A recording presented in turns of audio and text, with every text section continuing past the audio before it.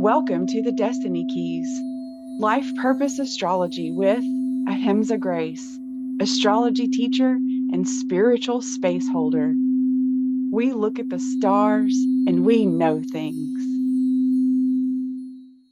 Hey guys, so where attention goes, energy flows. I think we've probably all heard this, but how does it apply to astrology? Well, astrology is the most incredible tool. It's the blueprint of your life, everything that you need to know about yourself and this incarnation and your karma can be found on your birth chart. And the birth chart can be used for the law of attraction, for manifestation. And for me, right now, this is one of my absolutely favorite tools to use astrology for. So, where attention goes, energy flows. If you're not usually familiar or you need a recap on the law of attraction, the basic premise is that we all vibrate at a certain frequency. Everything vibrates at a certain frequency. And whatever we are giving our attention to is the same frequency that we are vibrating at.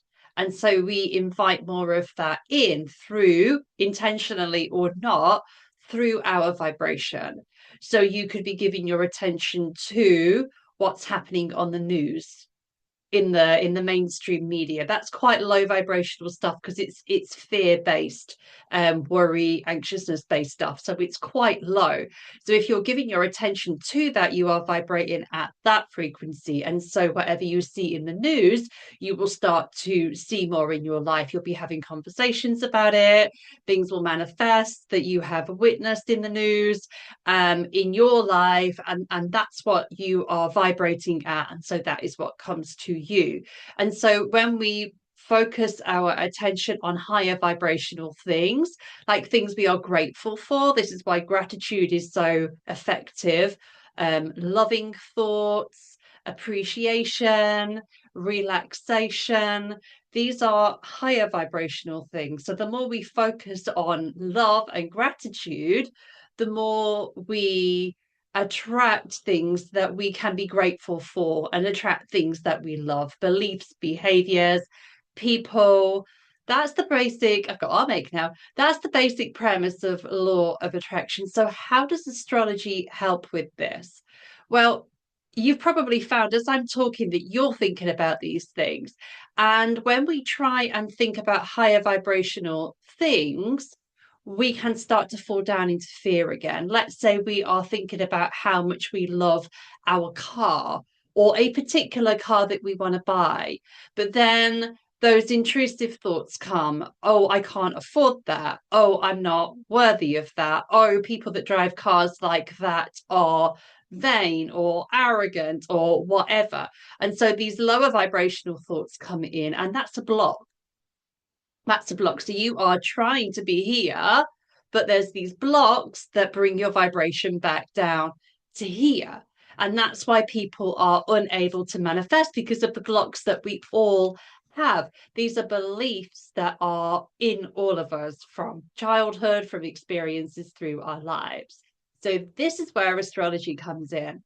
There are 12 archetypes, there are 12 signs of the zodiac. You know some of them, maybe all of them: Aries, Taurus, Gemini, Cancer. These are the signs of the zodiac, and they are in you, they are in me, they are in everybody. Yes, even the signs that you don't like. So, if they're in you, are you in the high road or are you in the low road? Are you in the positive manifestation of this archetype that is within you or the low? So I'll give you an example of Aries. Aries is quite often known as very argumentative, aggressive. Aries is frustrated, but this is the low road of Aries. The high road of Aries is passionate, empowered, boundaries, stands up for themselves. Aries is the hero. So you've either got people that are in the low vibration of Aries, which is the frustration, things aren't happening quick enough, the anger, the rage that comes with the low road of Aries. And then you've got the high road of Aries, which is the boundaries. So let's say that we are wanting to manifest that beautiful that beautiful car. And so you're focusing on it, but then the low road of Aries comes in. Maybe it's prominent in your personality and it's frustrated. It's not happening quick enough. This isn't working. It's not happened. And down our vibration comes. Do you see? But if you're in the high road of each of the 12 archetypes, in this example, Aries, then you are in your power. You know that you are in control in this situation. You have your boundaries, you have your assertion, you know that, when the time comes and you're in the shop buying the car, that you have the confidence to do this, you have the power to do this, the self-belief that Aries brings when it's in the high road, rather than the low road of Aries that says it's not happening quick enough, I'm getting really angry now, the universe isn't fair, and then the vibration comes down and you don't magnetize what you want to you. And it's the same for all the 12 archetypes of the zodiac. So, what I thought I'd do today is share a story with you. I'm going to share a story of my birth chart and my experiences. So, right now, we're not in Aries season, we are in Capricorn season. And I'm going to show you where it is on my chart, what planets are in Capricorn on my chart, what this has meant for my blocks, what this has meant for my life. I'm going to bring my chart up so you can have a nosy. Because I find that sharing our stories, sharing things that have happened to us in our own personal experiences, really helps other people. This is what I do in my astrology club. We share our experiences, and through other people's stories, we see pieces of ourselves as well. So, this is me. This is my chart. It starts with Aries all the way around. So these are the signs of the zodiac. These are the 12 archetypes of the zodiac. They are in you, in me, in everybody. Yeah. So where is Capricorn for me? Well, Capricorn is this symbol here. You can have a look on your chart. So it looks kind of like a 75. If you go to astro.com, you can find it and put in your birth details. So there's Capricorn in my chart. So if you look in the middle, you'll see all the house numbers 1 to 12. So Capricorn is all in my fourth house. Okay. And there is one planet in Capricorn, and that is Mars. So that tells me so much about myself. Shall I share? So Capricorn, that is the season that we are in now. Capricorn begins around the 21st of December to around the 21st of January. That is the 30-day period that the sun is shining on Capricorn. So it brings our attention to Capricorn. It shines a light on it. The sun is our ego. So we see where our ego comes through in a Capricorn type way. So are we in the high road of the Capricorn, or are we in the low road of the Capricorn? So the high road of Capricorn, I'm just going to give you a couple of keywords to give you an idea. So I think of Capricorn as Mr. Banks from Mary Poppins, kind of the low road. And I guess he comes into the high road at the end of the movie. So Capricorn is the father archetype, the father energy. So that is the masculine provider part of ourselves, the part of ourselves that goes out, wants to make money, create security, leave a legacy. And they aren't necessarily here to shine and be seen. That's very, very Leo, wanting to shine and be seen. Capricorn wants to possibly be acknowledged for their contributions, but really they want to create something that is very solid, very, very providing. They want to leave something for their family. They want their family to be secure and taken care of. That's the part of you that is represented by Capricorn. So it can come through in the high road, or it can come through in the low road, or quite often an amalgamation of the two. So what is coming up for you right now? Is it the high road or the low road? The low road of Capricorn is overworking. It's not taking care of yourself in a sort of self-care way, treating yourself like a robot who's got endless amounts of energy, just work, work, work, work, work. And when we do that, we burn out. So you work, work, work, work, work, get sick, get better, work, work, work, work, work. Take things very, very seriously. can be very emotionally closed. Um, and that's the low road. That's a few sort of keywords. So let me know in the comments if that comes up for you, the low road of Capricorn, if that shows up in your life. If life is showing you that right now, as we are in Capricorn season.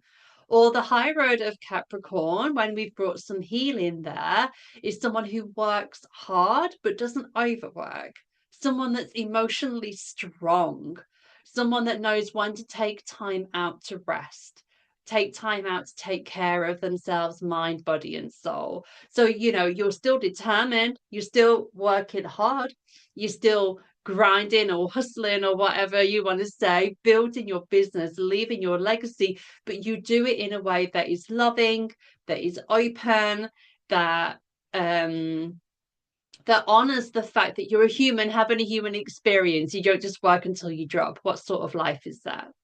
So, if you're in the low road of Capricorn, let's say you want to manifest something. The low road of Capricorn could block it. Let's use the example of that car again. I really, really want this car. It's going to be amazing. It's going to be beautiful, but I can't afford it. But I can't afford it. I'm going to have to work so many hours to do this. I don't have enough money. Capricorn never thinks there's enough. You can always have more security. You can always have more money. So Capricorn is never satisfied. Is that coming up for you? Is that blocking your manifestations? It does for so many people. Oh, I really, really want this, but I can't afford it. But I'm going to have to work loads and loads of hours to be worthy of it. I'm going to have to work loads and loads of hours to get it, rather than be smart about it and set yourself a budget, figure out how you're going to do it, and then work towards it incrementally. Keeping that vibration that it is possible, that you are worthy of spending that money on yourself. It isn't too expensive. Everything I need comes to me. And vibrating at that frequency of gratitude for it without those blocks coming along that tell you that you're not worthy of it, that tell you that it's too expensive.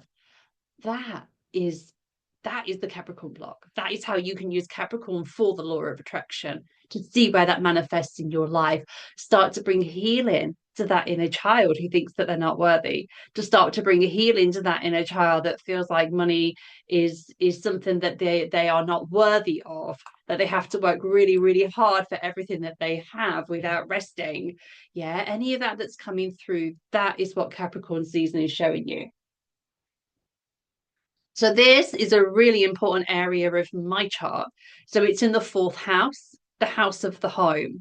So the businessman in the house of the home. Well, hello, I run a business from home. Welcome to my magic room. Okay. So it's a really important part of my life. In my journey, have I overworked, come up into my little magic room and shut myself off from the family all day? Yeah, absolutely. Absolutely, I have. And I've learned to come into the high road and take good care of myself, take time for self care, balance my family time with my work time. And now it's the most wondrous thing working from home. It's beautiful. I've got my Mars here. Mars is how we get stuff done, it's how we get what we want in life. And I was doing it in the low road, the overworking and emotional closeness. And now I do it in the high road, which is working hard incrementally and knowing that I will get there, being smart with my finances, being smart with my self care time, being sensible, but not emotionally shut down. So that's how I get things done now. And so it's that block of I have to work really, really hard to be worthy is dissipating for me. That block that I have to overwork to be worthy is dissipating for me, especially when I don't get sick from overworking. Great, winning. So also what's in Capricorn for me, which isn't shown on the chart, my north node is here and the south node is always directly opposite, which is here. So for me, my south node, this is a karmic pattern that I had to overcome in this lifetime in order to step into my life purpose. So for me, it's been absolutely wonderful. Wherever your south node is where you can sabotage yourself, where you can sort of trip yourself up in your journey into purpose. And I did, but now I don't. So it's absolutely incredible. Fourth house Capricorn, I was a hotel manager fourth house is lodgings and dwellings. Capricorn is the manager, is the boss. So it's manifested a lot in my life, and it's really nice to be in the high road of it. So that is the law of attraction sort of overview, and that is the law of attraction with Capricorn. So I hope you've taken some notes, witnessed in your life, where do you feel like you're not worthy of spending your money on yourself? Where do you feel that money is something that's finite, something that is hard to get? This is all the low road of Capricorn, where you have to emotionally shut down in order to get your work done, that you have to burn yourself out to get your work done. All of these are manifestation blocks, and you can eradicate them. You can look at where they came from. You can do a little bit of work with the inner child. You can choose different thoughts. Once you see it, you can say, oh yeah, that's not right. Absolutely not. No, I am worthy of this. Yeah, I can absolutely do this. And this is what we do in Astrology Club. Every week we meet and we have a look at what is going on our charts, share our stories. It's absolutely glorious. I really wanted to share some tarot cards before we finish. So this is sort of a little card pull for Law of Attraction in Capricorn season. Let's see what comes through the cards. It always surprises me and it always makes perfect sense at the same time. So we've got Justice. This is a beautiful card. I'm just seeing where the full moon is. So the full moon is on Monday, the 13th of January, and she's got a lovely full moon behind her. So it feels like there's a number 11 on there as well. That's the Saturday before. So the Saturday, the 11th, Sunday, the 12th, Monday, the 13th of January. It feels like these are really, really powerful days. These are sort of leading up to the most depressed day of the year, the January blues, the Monday that, what do they call it? Blue Monday? It feels a little bit like that. So that is the weekend before the Blue Monday weekend. And it's allowing yourself to come into balance. You don't have to overwork. This is the time where we want to hibernate. This is the time that we want to rest. So if you've got your own business, don't feel like you have to drive forward. Like it's not the new year yet, really, not till Aries season. You're just planting the seeds and making your plans, seeing how things feel. So it's coming into balance. It's allowing yourself to rest. The full moon is a time of letting go. What Capricorn stuff and Cancer as well, with it being opposite Capricorn, is coming up that you need to release to allow you to come into balance, bring financial abundance into your life, accept the abundance that is your birthright, spend money on yourself. Self-care, take care of your body, mind, and soul. Do what brings you joy, because that is a massive key in manifestation. Doing what brings you joy. If you're doing what brings you joy, what frequency are you resonating at? Oh, the frequency of joy. And what do you magnetize towards you when you're on the frequency of joy? Things that make you feel joyful. Yay! We just have to remove those blocks so we can. We've got the Eight of Fire. So I was thinking this for me personally, as I was talking about the Justice card. What brings me to life the most is learning. I love learning. I love planning holidays. I love traveling. And that's everything that this card represents. So make your plans, make your holiday plans for the year. Even if you're not going anywhere, get on your calendar like I have what days off you're having over the year. I've done it already. My Virgo ascendant is very strong. Um, so, where are you traveling? What are you going to learn? Start reading the Celestine Prophecy, absolutely amazing book. Do that. If it's too cold outside, plan your exotic holidays, plan your rests, take a break, and learn something that you're passionate about. And one more card, the Chariot card. So this shows you that you can do it.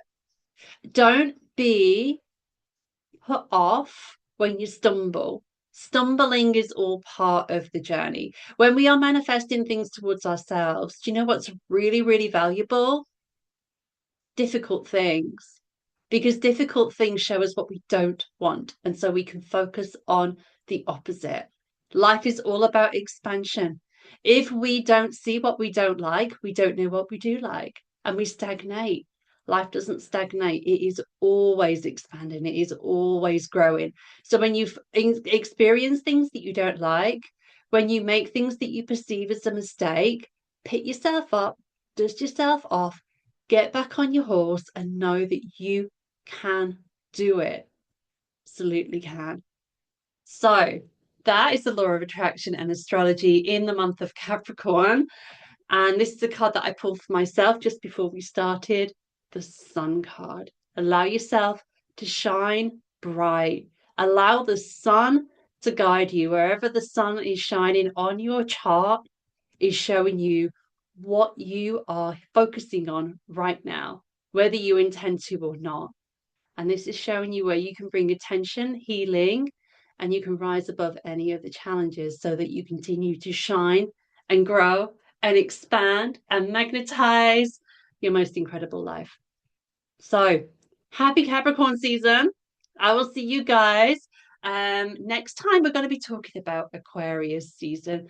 Pluto has just moved into Aquarius. This is super powerful. I'll pop the link for Astrology Club in the details as well. Come and join us. We go even deeper because I can see your charts there. It's amazing. So much love, everybody, and I will see you really, really soon. This has been the Destiny Keys Life Purpose Astrology with Ahimsa Grace.